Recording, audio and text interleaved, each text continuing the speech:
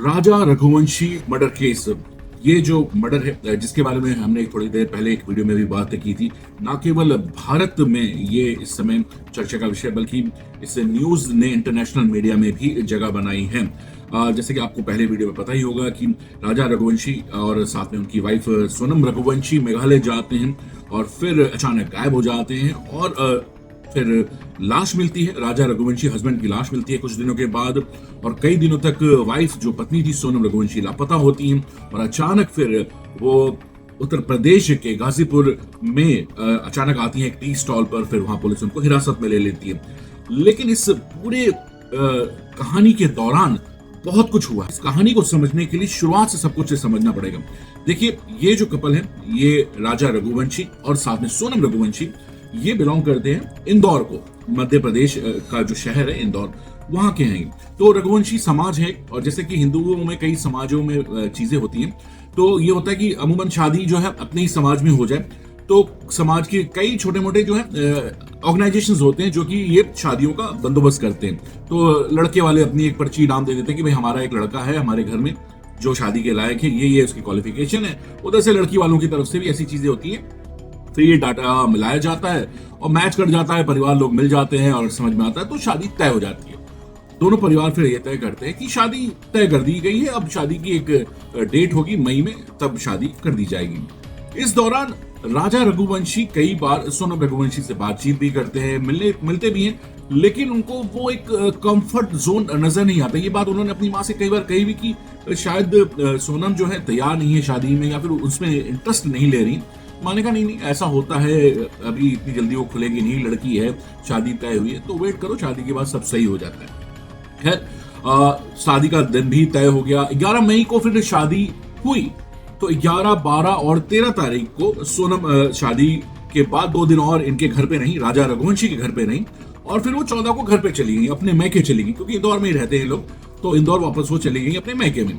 फिर वहीं से वो कम्युनिकेशन जो भी हो रहा था इनका थोड़ा बड़ा वो चल रहा था। लेकिन इस दौरान भी राजा रघुवंशी ने अपनी मां से फिर से एक बार कहा कि वो अभी एक कंफर्ट जोन नजर नहीं आ रहा है, एक बातचीत नहीं हो रही है, या फिर वो कनेक्शन फील नहीं हो रहा है उसकी तरफ से, सोनम की तरफ से। माने का देखो, अभी नई शादी हुई है, एक दूसरे को समझने में समय लगता है, टाइम दो, तो धीरे धीरे चीजें अपने आप पटरी पर आ ही जाती हैं।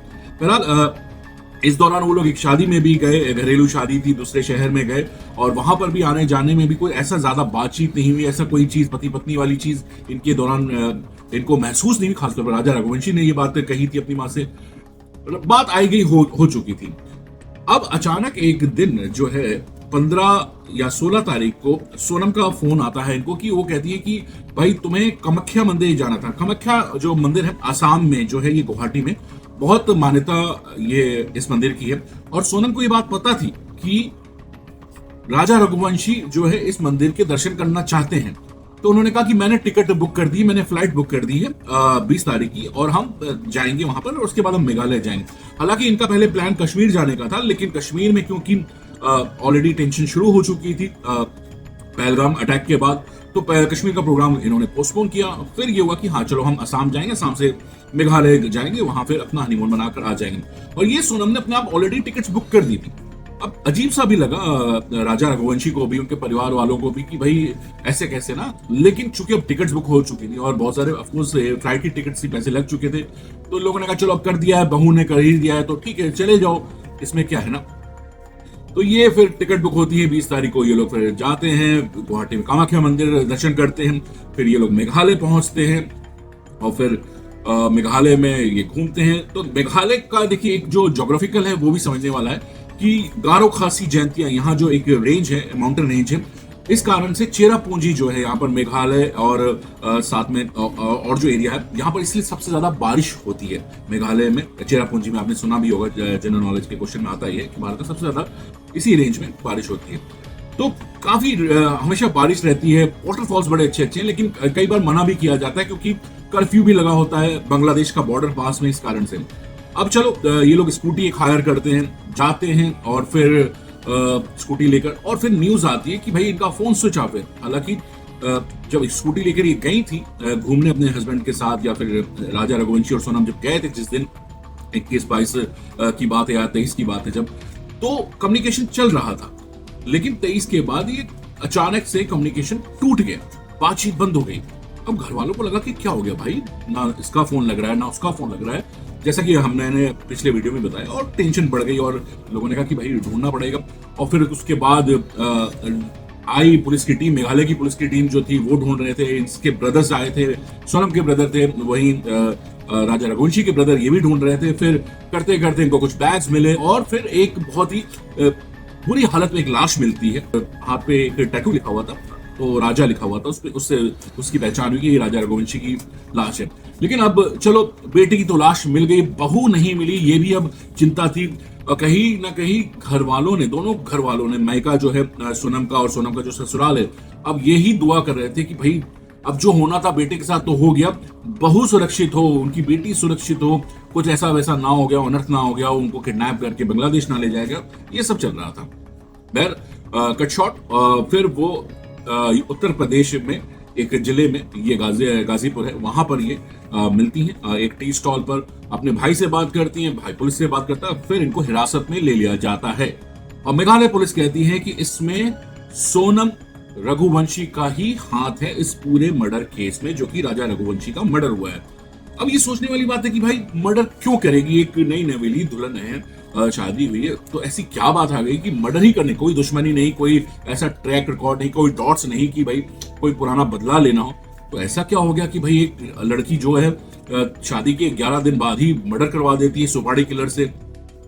इस पूरे वाक्य के दौरान जो मेघालय की बातें मैं बता देता हूं, वहां जो रिपोर्ट्स आई, जो जो चीजें हुई, वहां पर यह हुआ कि कुछ लोग, जब ये लोग हाइकिंग कर रहे थे, जो वहां का लोकल टूरिस्ट है वो बताते हैं कि हाइकिंग करते हुए इनको 3 लोग मिले, 3 लड़के मिले हाइकिंग के दौरान। होता है ना अक्सर, अगर हम लोग कहीं घूमने जाते हैं, कोई हमारे जान पहचान, हमारी सेम भाषा का कोई मिल जाता है तो बड़ा अच्छा लगता है बातचीत करने में ना। तो हाइकिंग के दौरान ही इनको 3 लोग मिले जो हिंदी बोलते थे, अच्छी हिंदी बोलते थे। ये बात जो वहां के जो गाइड है उसने बताई, क्योंकि वहां का जो गाइड वो कहता कि हम अगर लोकल लोग हिंदी बोलेंगे तो थोड़ी टूटी फूटी बोलेंगे, लेकिन ये लोग बड़ी फ्लुएंट हिंदी बोल रहे थे। ऐसा लग रहा था कि उसी नॉर्दर्न बेल्ट के ही लोग हैं जो अच्छे से हिंदी में एक दूसरे से कम्युनिकेट कर रहे हैं। तो थोड़ी सी जान पहचान हो गई और चीजें हो गई। चलो फिर ये स्कूटी लेके घूमने जा रहे थे, और इस पूरे दौरान ये पूरा जो वाक्य है, सोनम जो है ये इन तीनों को सारी लोकेशंस भेज रही थी। ये जो तीनों सुपारी किलर्स हैं, अब ये तीनों सुपारी किलर्स कहां से आए? सोनम का अफेयर जो है वो उनके पिताजी की ही कंपनी में काम करने वाले, उनसे 3 साल छोटे राज कुशवाहा नाम के आर्मी से, ठीक है। अब उससे अफेयर है, शादी हो गई। राज कुशवाहा ने ही इन तीनों लड़कों का बंदोबस्त जुगाड़ किया जहां वो रहते थे, और उन्होंने कहा कि भाई ऐसा ऐसा है, मर्डर करना है, और ये मैडम जी आपसे कम्युनिकेट करेंगी और आपको बताएंगे कहां पहुंचना है, कैसे करना है। अब ये तीनों लड़के जो हैं, 17 मई को ही ये तय हो गया था कि भाई हम गुवाहाटी जाने, जब सोनम ने टिकट्स बुक की थी उसी समय ये प्लान शुरू हो चुका था कि मैं फ्लाइट से जा रही हूं, आप तीनों जो है बाय रोड बाय ट्रेन आओगे। गुवाहाटी में ही, असम में ही इन तीनों लड़कों ने जो पेड़ काटने वाली कुल्हाड़ी टाइप के बहुत शार्प औजार होता है वो खरीदा था कि इससे मारे जाएंगे। तो वो पूरा कम्युनिकेट कर रही थी इनसे, और राजा कुशवाहा अपने पार्टनर जो उनका बॉयफ्रेंड है उससे भी कम्युनिकेट कर रही थी कि मैं देखो यहाँ हूँ, अरे अभी मैं ये मेरे पास आने की कोशिश कर रहा है, क्या करूं। और वो राज उधर से कहता है कि अरे नहीं इससे ठीक है, थोड़ा सा इग्नोर करो, कोई बात नहीं।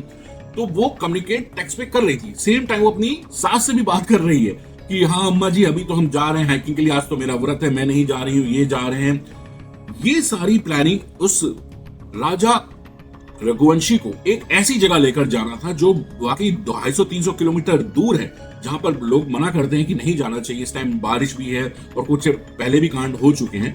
ये उसको किराए के स्कूटी के साथ वहां लेकर जाती है। ये 3 लड़कों को भी वो ऑलरेडी भेज चुकी होती है, जिनसे ये ऑलरेडी कम्युनिकेट कर रहे हैं। अब ये 3 लड़के भी वहां मिलते हैं, चूंकि ऑलरेडी एक बार ऑलरेडी मिल चुका है राजा रघुवंशी इन 3 लड़कों से, तो उनका लगता है अच्छा ये भी आए होंगे, ये भी यहीं घूमने आए होंगे। तो बातचीत में पहले तो उसके पीछे से वार करते हैं एक लड़का सर पे, और फिर उसके बाद सामने से उसको वार करता है। और ये चीज सोनम रघुवंशी जो है वहीं खड़े दूर पे देख रही थी।